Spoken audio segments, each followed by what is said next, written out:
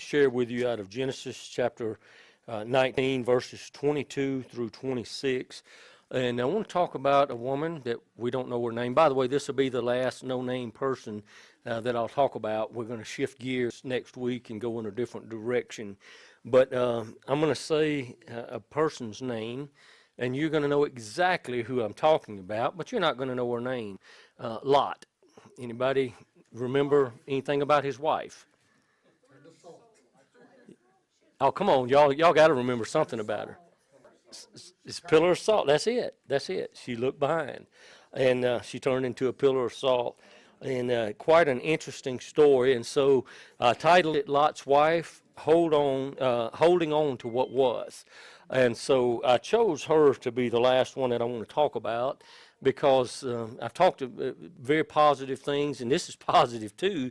It's positive that you don't need to hold on to what was. That you need to let go, and you need to move forward. And sometimes that's a very difficult thing to do.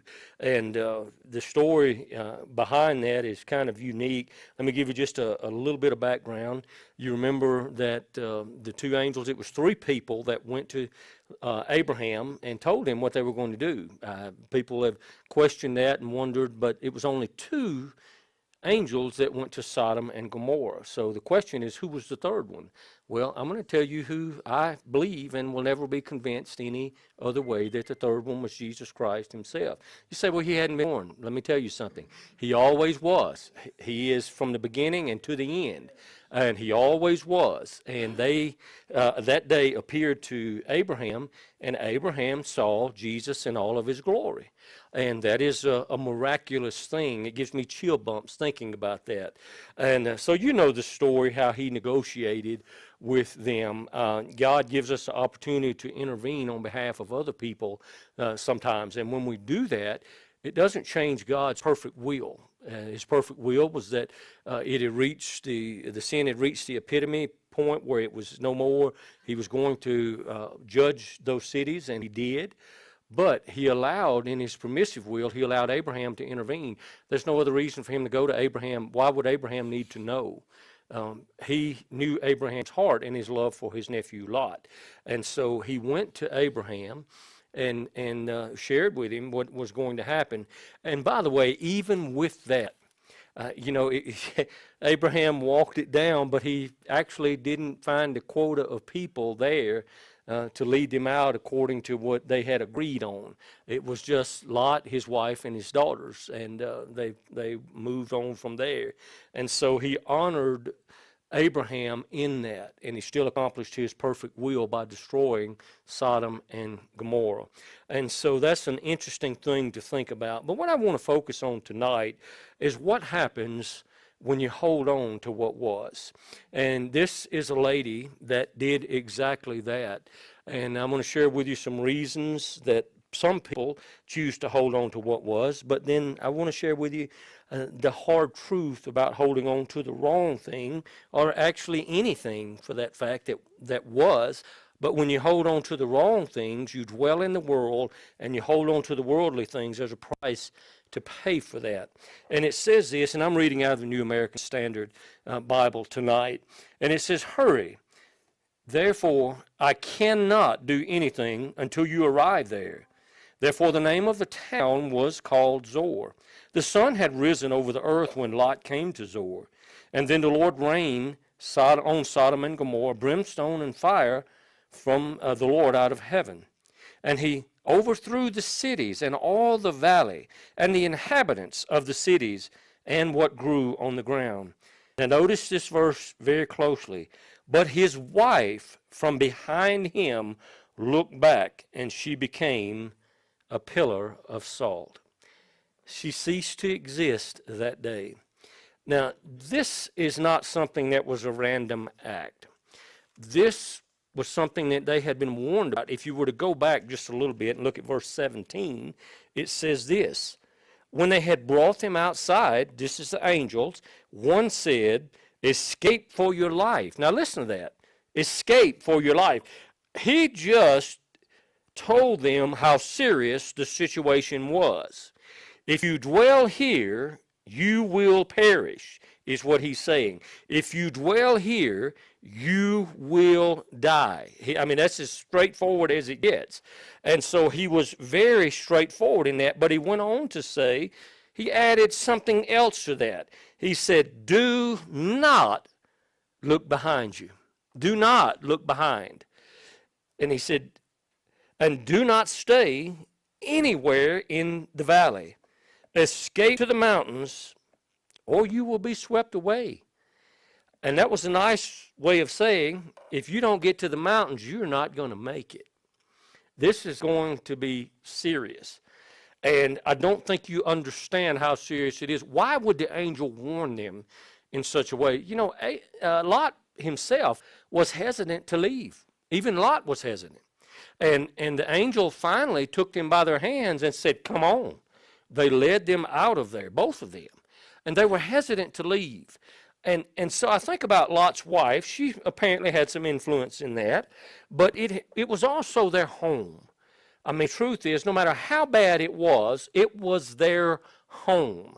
It was where they lived. It was where they raised their family. It was their home. They had some emotional ties to it. They were connected, deeply involved in the community, even though the community was really bad. You know, I've always been interested in this. Sometimes you don't realize how bad something has gotten or how deeply it has digressed until you leave and come back.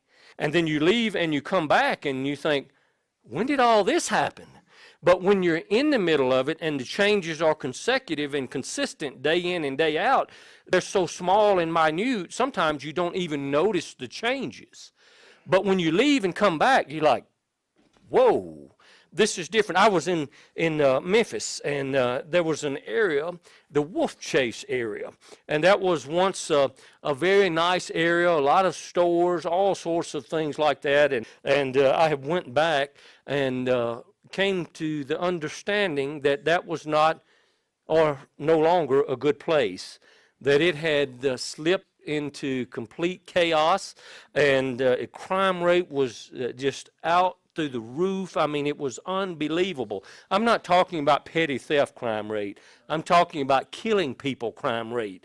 They just drive up and shoot people and drive off. And I realized very quickly that I didn't need to be in that area.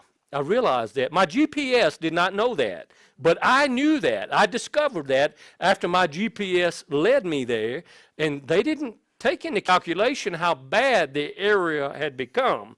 And so what did I do after I got out of there? I stayed out of there. I stayed away from it. I had no need to go back. I didn't feel compelled in any way. But when we think about being drawn to something, people often live in the past. And let me explain this to you. There's some people that just can't get over the past. I mean, even good things that they think are good things in their past. I think about people who go to bars, they drink, and what do they talk about? There's a song about this, actually. They talk about glory days, the days when they used to play football, when they had the girlfriend or the boyfriend. They talk about all the things that they had during that time, and for some reason or another, they are stuck in that era. They can't ever get past those years. They always live, well, we won state championship. Well, that's great, but that's 40 years ago. Now you need to move on and live your life. You did not go pro. You got it on your wall, but you need to move on and live today and not in the 40 years ago. And let me be, this is not critical, but I want to say it. When I say the word hippie, what do you think of? Somebody with long hair and different things of that. I'm not talking about you, Lauren. I saw y'all laughing, but I'm just picking. And with that being said, what I think about is someone that's stuck in the 60s. When you say hippie, you automatically associate that with the era of the 60s. What does that represent? Rebellion. Rebellion. And they live in that area. They don't ever progress out of that. There's something that pulls them back to that area because that's their glory days. That's the days where their life seemed to be stuck in, and they're stuck there, and they live in that day. They always talk about yesteryear, and there's nothing about talking about yesteryear, but when you tell somebody about it one time, tell them something different the next time, okay? They don't want to hear it 50 times. After the 49th time, they're tired of it. And so people live in yesteryear, and that happens a lot. Sometimes people find it hard to let go of where they are. Let me tell you something. One of the greatest experiences that I've had in my life was when Tammy and I left home and actually moved away from what we knew as home, because it broadened us, and we realized there was a whole world outside of our concentric circle. We realized that it wasn't just locked into the method and the mode and the people that I knew at that time. And I want to tell you something. We don't live in those years anymore. Those years are gone. We live in today because God has brought us forward from that. But I have to say, Tammy and I never just lived in our high school years anyway. We never lived in our college years. We did, of course, our college years, we were grown and had children. And when we went to college, because God was working in us, we'd already surrendered to Him. And so it was a wonderful experience. But we don't live in those days. I'm thankful for those experiences. I'm thankful for the good ones and the bad ones. Because the bad ones are used as a catalyst to steer us from one direction to another, so I don't return there. But I don't want to live in those years. And some people don't realize that they're much older now and they really need to grow up. They don't realize that. But then here you have Lot's wife. I suspect she was a decent woman. I really do. I think that she was a decent individual. But she's leaving her home. What does your home represent to you? Security, safety, provisions. And sometimes we're real critical of her. Now, I know, and I'm going to share a couple of things about Lot in this too. I know that we're critical of her, but I also know that sometimes we're critical without really considering the pull that it had on her. That she was giving up her security. Think about this. There's a difference between men and women. You know what men do? Oh, I'll take care of it. You know what women say? I need some security. I need some assurance. I need some protection. That's the way they think. Men, oh, don't worry, I got this. We're going to take this chance. And women, no. No chances. We're going to stay right here. Because we're wired differently. And that's a good thing. But when she left, her heart was there. Now imagine this. Not everybody's deaf like me, but I can hear explosions. This takes place. She's hearing this. She's hearing all of this, and she looks back. But I want you to pay attention to this. The scripture tells us that she was behind Lot. She was walking behind Lot when she turned, and when she turned, she was a pillar of salt. But I want you to notice this. Did you know that Lot couldn't even look back at her? I want you to think about that. That's one thing that everybody misses in this story. She was behind Lot, but Lot couldn't even turn around and look at his wife when this happened. He couldn't. He had to keep going, because if he had turned around and looked at her, guess what? They wouldn't be salt and pepper. They would be salt and salt. And he knew this. He understood this. And he kept going. He literally had to walk off from his wife, whom he loved and had children with. He had to walk away from her without ever looking back at her, because he couldn't. And she didn't look back because she was bad, but I will tell you this. Her heart was in her home, no matter how bad it was. You know, I have done this a couple of times, and we don't go to what we refer to something as home. What we're referring to is a place, maybe not even our birthplace, but the place where we were raised or reared. That's what we refer to as home. Whether we live there or not, when people say, my home is, what they're saying is, I was brought up, I was raised, I was reared in this area. This is where I was raised. That's what they're saying. And so I go back to my home, and occasionally I would drive. Of course, obviously I go to the cemeteries, and I did that. The last time in January when I went back for my brother's funeral, I went by the cemeteries, and I rode by Mom and Dad's place, their old place. It doesn't belong to anybody in the family now, but I went by there. I just rode by it because there's a lot of memories there. And sometimes you want to look and you have those memories. You want to, you drive by and you want to just look at it where you were raised, and you know that that chapter in your life is closed and you have to move on. And it's not bad because you reflect back. There's some good things and some bad things you think about. But you know what? You drive off and you leave it where it was. You don't live there. You don't stay there permanently. And sometimes people can't let go. They'll go to a certain point, but then they can't seem to go any farther. And I remember not only moving away from home, but taking the step to move out here. You know, we're further away from our children. But you know what? If I had it do over again, I would have done it sooner. Not later, sooner. Because once again, God opened a new world up to us. Yes, we've been on mission trips out here before. Yes, we've been coming for a number of years. It's not the same as living here. And I don't mean that in a critical way. But it's just different. And sometimes you need different. Why do you think we grow past these years and times in our lives? Because those chapters close and we move into another one. We're never meant to live in one stage. You notice in a storybook, the children never grow up. But in real life, they do. We've read the same children's books for years and years and years, and they're still kids. But you and I are not. And we're a living testimony of that.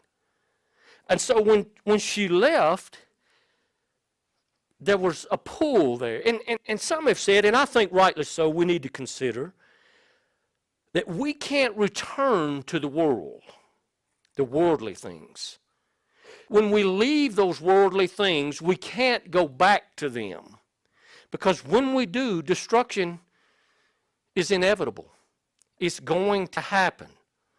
I think about people who live in the past. Sometimes it's because that was the best days of their life. They live in that, and they haven't had any more good days because they can't seem to get past those days, the high school days or whatever it may be, and they live in those days. They can't progress past that.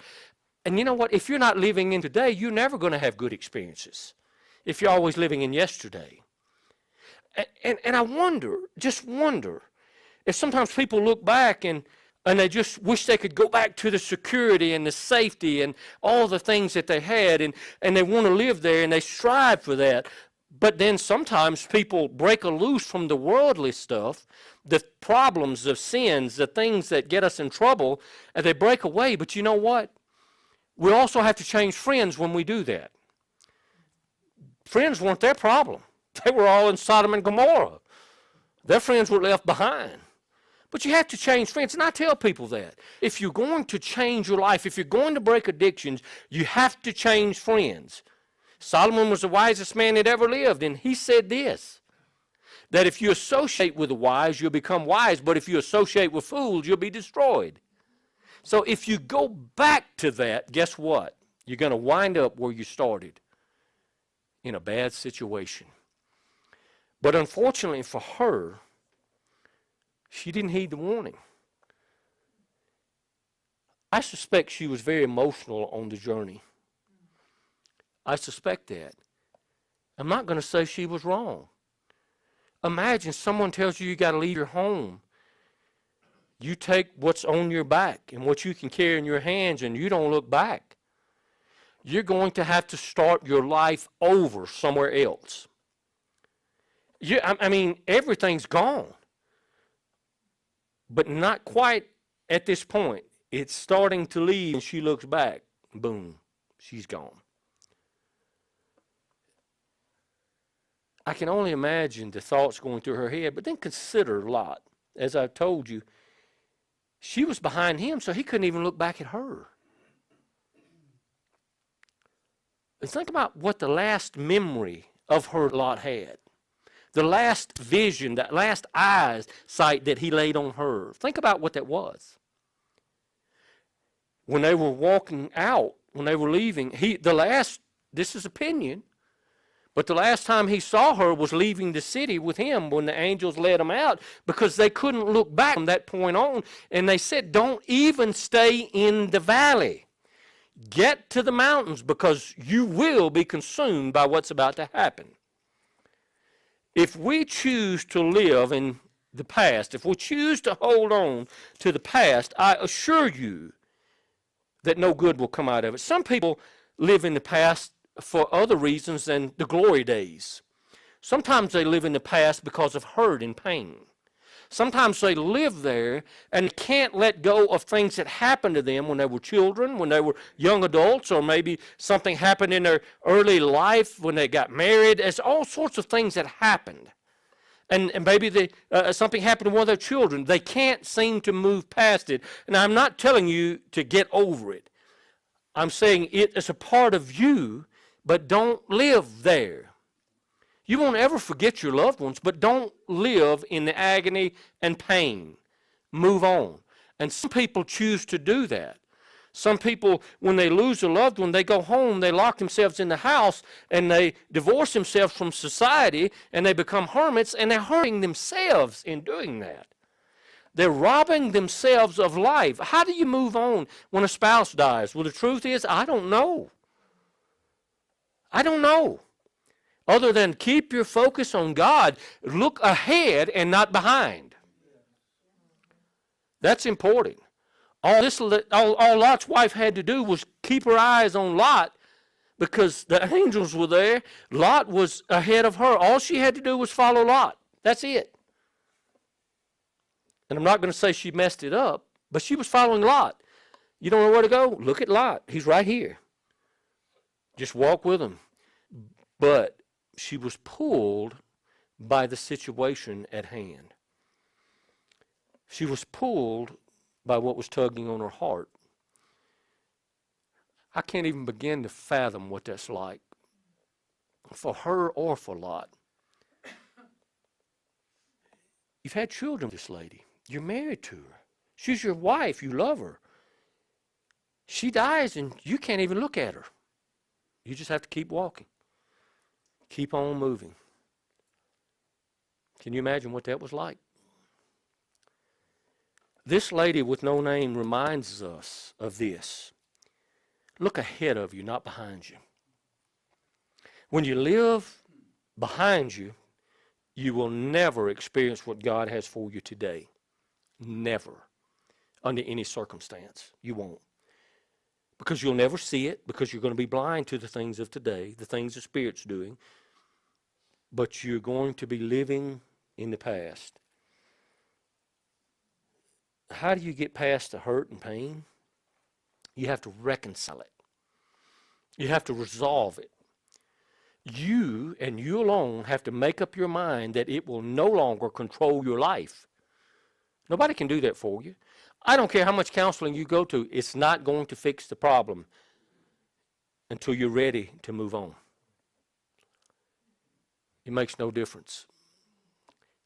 The counseling is not bad, but the counseling is only as good as the person being counseled, their mindset focused on it. I remember, and this was back before a lady came and spoke to our class.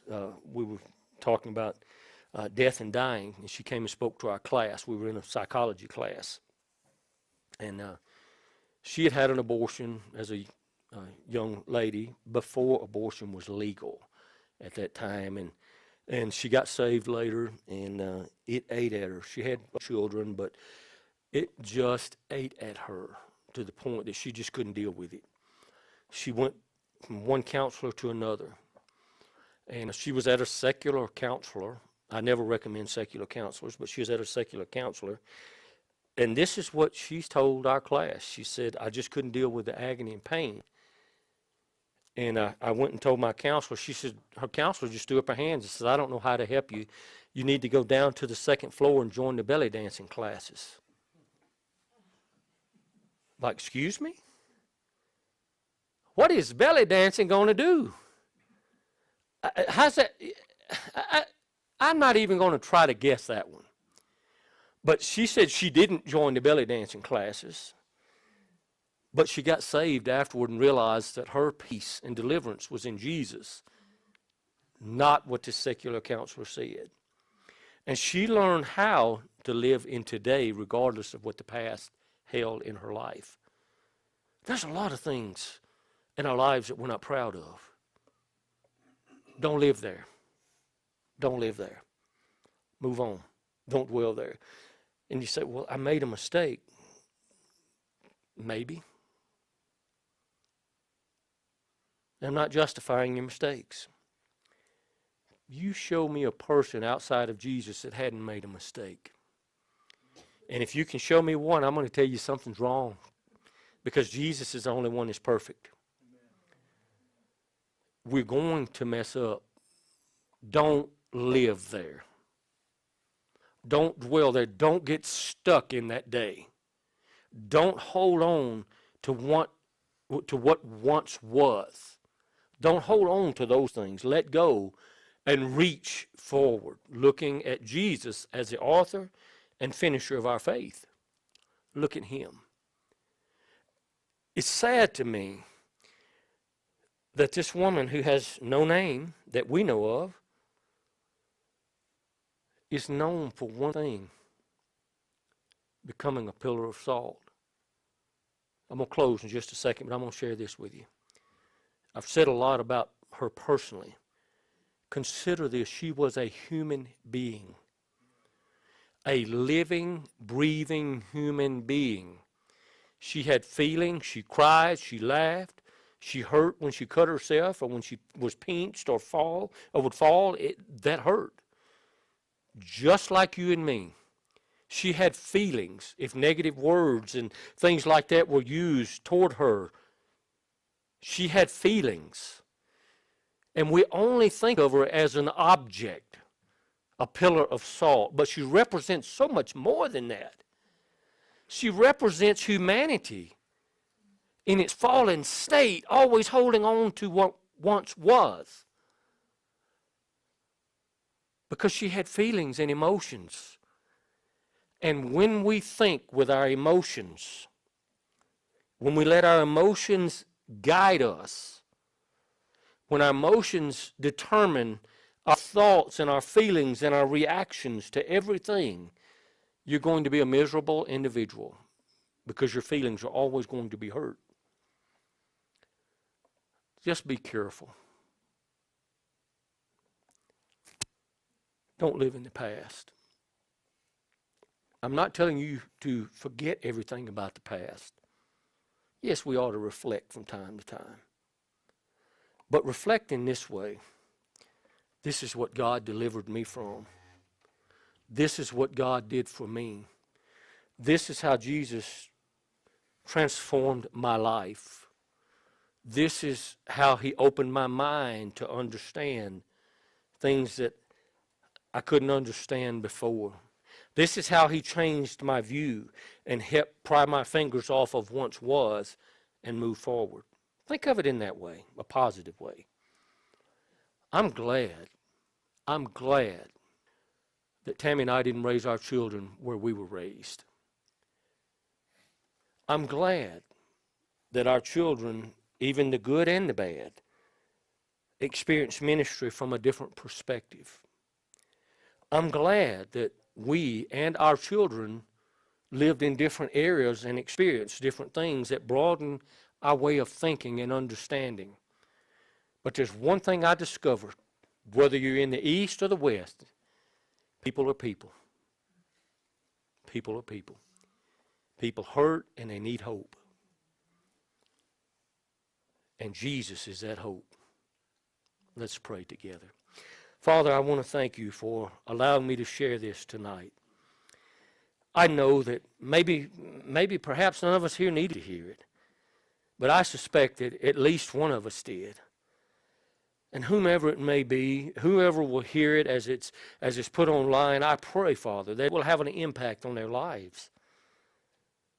Because, Father, we can't live in yesterday. You came to deliver us from yesterday and stand us on our feet today. You did not erase our memories, but you created us as a new creation. Let us live in today and follow you into tomorrow. And I pray this in Jesus' name. Amen.